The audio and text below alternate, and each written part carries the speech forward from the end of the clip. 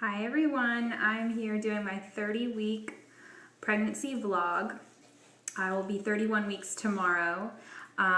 What's kind of cool, I just found out, is that I actually switch over weeks on Mondays instead of Sundays like I thought, but oh well. And the way that I found that out is at my last appointment, I actually had to see a different doctor who is affiliated with a different nurse.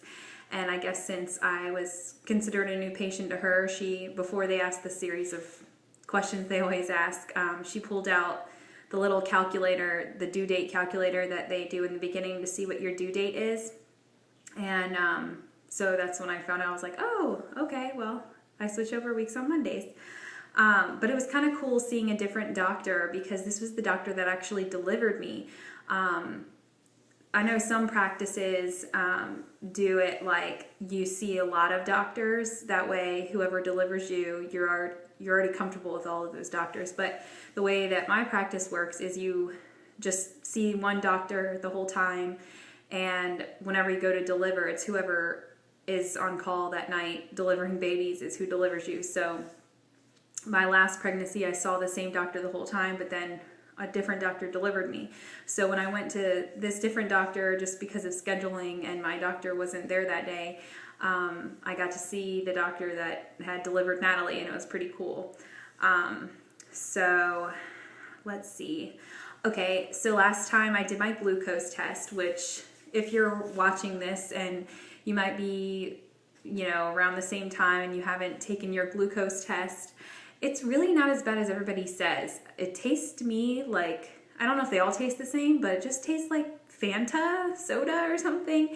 And it's not that much. When I told my husband about it, he was imagining like this big gallon of stuff, that you have to chug down in a short period of time. But they give you 5 minutes to drink like a little thing like that, like a water bottle, like a small one. So I don't know, really isn't that bad. Blood work to me isn't that bad either. I know some people hate needles.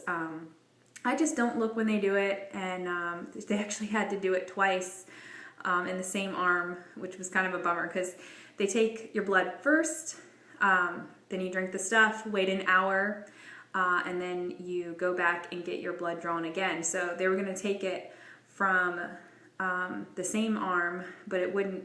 I guess that vein was done giving blood, so they had to take it from a different arm. So I had like both of my arms, with Band-Aids and stuff on. It's kind of funny. So let's see. Pretty soon I'll be having my 32-week ultrasound to see what was going on there when I did my 20-week ultrasound, and she saw slight concerns. So I'll be updating you guys about that. As far as movement goes, I've been feeling him move quite a lot, and he's starting to respond. Like when you touch my belly, sometimes he'll feel it, or music at church or something like that, or me singing or talking, or he's never woken me up in the middle of the night, which is good, but whenever I wake up, then I start to feel him moving. So maybe I'm just not aware of it, but I don't know. It's been pretty cool because now you can actually see it from the outside and people can feel it from the outside, and it's just getting more real. And it's crazy to think, it's only technically like 9 more weeks of pregnancy. And okay, this always confused me. Maybe somebody can explain it to me. I feel kind of silly asking, but okay, everybody says you're pregnant for 9 months, but then they say you're pregnant for 40 weeks. Well, if you do the math, then you're really pregnant for 10 months. But I guess the first month just doesn't count because you're not really aware that you're pregnant. So maybe that's why. So this past week, my husband and I went on this little trip, and Natalie, we took her to Tennessee, went to Pigeon Forge and Gatlinburg and Dollywood, and we actually went hiking up in the Smoky Mountains at the national park there, and we actually didn't really plan on that.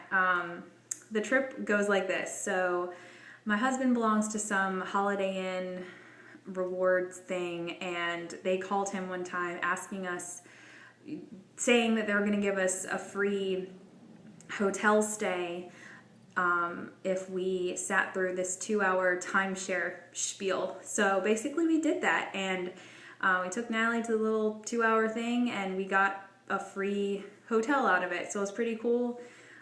My husband did a lot of research with how to kind of say no as far as doing the timeshare thing, which maybe later in life it would be a good fit for us, or if we traveled more, but it really just didn't fit us that much, and it wasn't too high pressure, so that's good.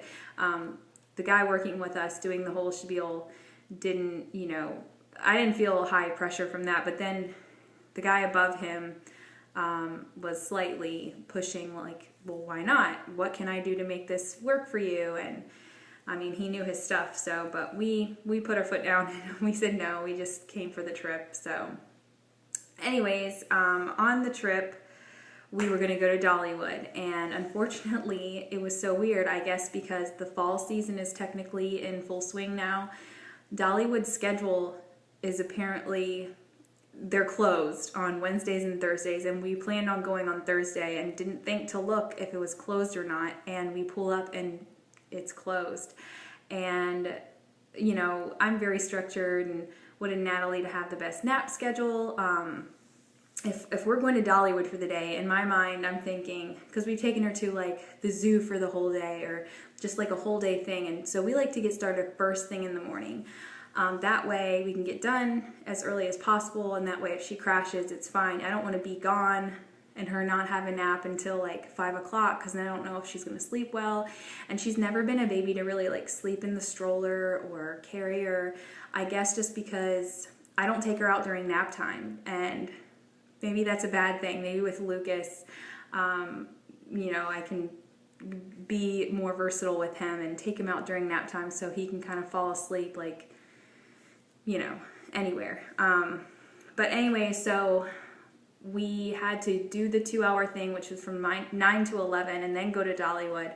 And she actually fell asleep on the way over there, which is only like a 15-minute ride. And I was like, you know what, Michael, let's just sit in the parking lot, let the air conditioning run, let her take a nap, and that way we can really enjoy our time knowing that she's at least had, a little nap in. So we sat in there. It was probably, she got a good 45 minute to an hour nap, and we had a good time at Dollywood. But the Thursday, we went to Dollywood on a Friday. Thursday, the day that we were going to go to Dollywood, but it was closed, we were like, well, what are we going to do? We decided that day we were going to go hiking in the national park there in the Smoky Mountains. So, we didn't decide to go hiking. It was a plan to go see a waterfall, and it turned into a huge hiking trip, which luckily my husband brought appropriate shoes for both of us. We purchased those, forget what they're called, like skeleton shoes. They are shoes that go to your toes, and they are actually like waterproof, and we bought them specifically for our honeymoon when we went to Jamaica. We knew we were going to be like doing some hiking there and getting wet at a waterfall as well, so they're the perfect shoes for that. So luckily he threw those in there last minute and we had them. But basically when we went to like the information center, and we didn't really ask a person, but we grabbed pamphlets and everything, and it was really self-explanatory. But we weren't the only ones this happened to, because we ran into someone else, another couple on the really long hike that kind of made a similar mistake. But basically the signs were a little deceiving when you get there, and initially it was only going to be like a 2.4 mile hike, which I was like, okay, I am pregnant, 7 months pregnant, but I've been very, healthy and active, and that shouldn't be a problem. Yeah, I might get a little winded, but I'll know when to take a break and rest. And luckily we brought the carrier too, so Michael wore her in the back, our Boba 3G carrier, and if you want to see a video on that, I did a review. I'll put that in the link description down below. But anyways, so this 2-point-something mile hike turned into like at least a 4-mile hike, because we were hiking, it was like all uphill, and finally we start to hear people, and then we see a parking lot, and Michael and I are like, oh my gosh, we could have driven closer, like, and just walked up to the waterfall, and we were about to just scream at ourselves like, oh my gosh, why didn't we know this? And then we see a sign that there's still like another 1-point-something-5-mile hike to get there. So these people were parking way closer than where we parked and only had to hike, 1.5 miles, whereas I had already I was exhausted and ready to get to the destination, which was the waterfall. So I was like, okay, I've made it this far. I think I can do it. And believe it or not, I did see 2 other pregnant women trucking it as well. I don't know if they did the same thing I did, hiking that long of a distance, but they did their 1.5 miles there and back. So the waterfall was beautiful. It was called Grotto Falls. It was a neat one. We chose that one because you could actually walk behind the waterfall and not get wet. It was freezing cold. We just put our feet in the water. There were some kids who were just getting in of the water. I was afraid they were going to get hypothermia or something. But and that day too, as far as Natalie's naps go, she took little rests in the boba, and that surprised me. But I mean, she was just so exhausted. We were out all day. And that was pretty cool, you know, and I'm definitely going to be wearing Lucas more just so he's more used to that and everything. Yeah, because my husband and I had a little discussion about that, like, oh, we might need, since they are so close in age, I mean, you can carry a toddler, a 4-year-old even in a carrier, and there's no way you can push a stroller up in the mountains and on a hike like that, and there's really no way I think a 4-year-old could trek up there as well. I didn't see any kids that age. Probably the youngest I saw was like, I don't know, 6. But anyways, so I was thinking about maybe getting a toddler Tula. I have a local store here, and that's where I like to get my natural baby products, and I also like to shop local and at the small local stores to support them.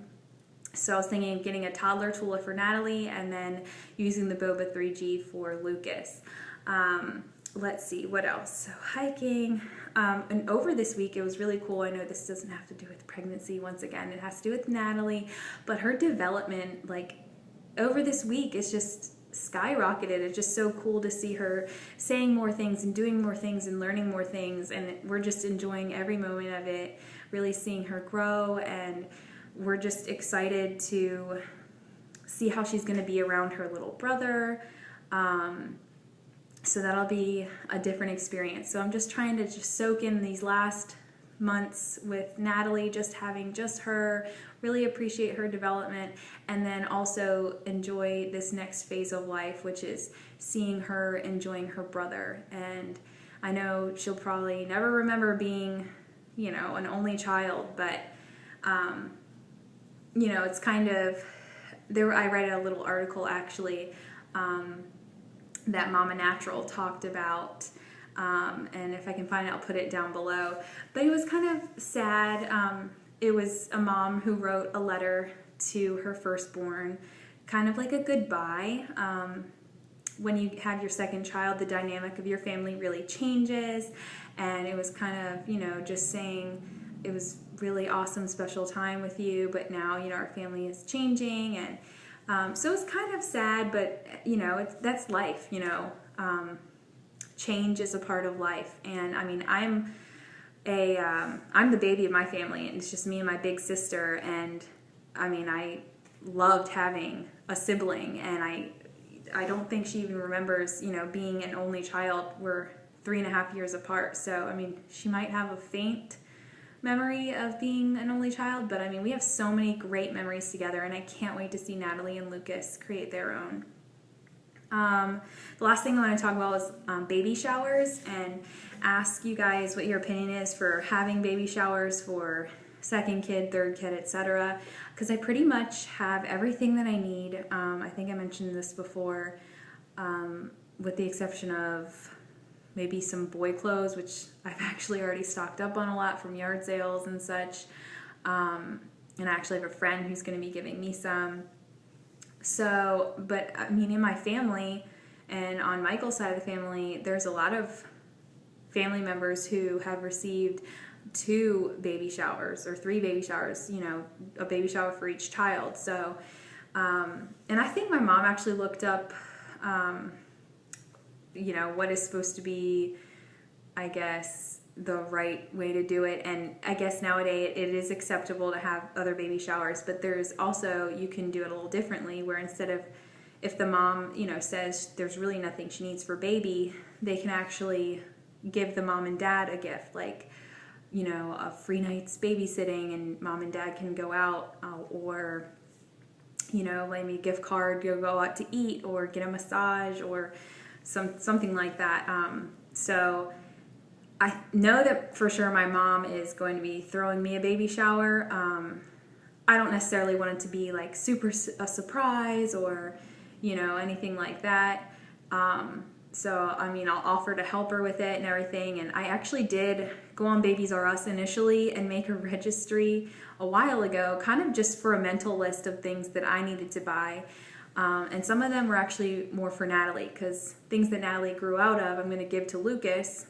And then there's things that she needs. Kind of like, for example, we use the Space Saver high chair for Natalie. Now, she hasn't quite grown out of it, but it's more geared towards a baby. It can recline and it has more of a head support, and she's ready for like a booster seat. So I went to a consignment shop, picked up a booster seat for like $10, and we're gonna give the other one to Lucas. So on that registry, I actually put a booster seat on there, and then when I found one at the consignment store, I deleted it. So there's still some things on there, and some are for baby Luke, because we got mostly gender neutral stuff, but there are a few little things that we didn't.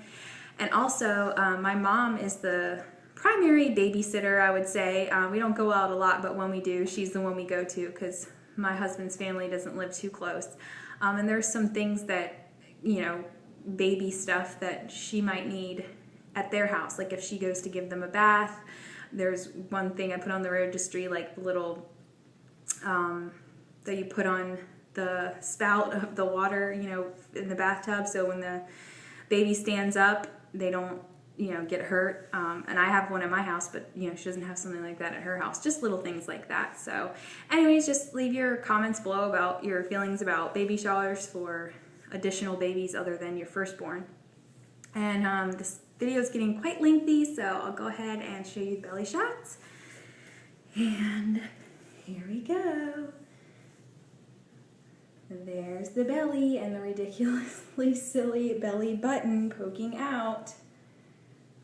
So from the back, you can't really tell I'm pregnant, but once I turn to the side, it's definitely apparent. So thanks for watching. Questions and comments down below, and I'll see you next time. Bye.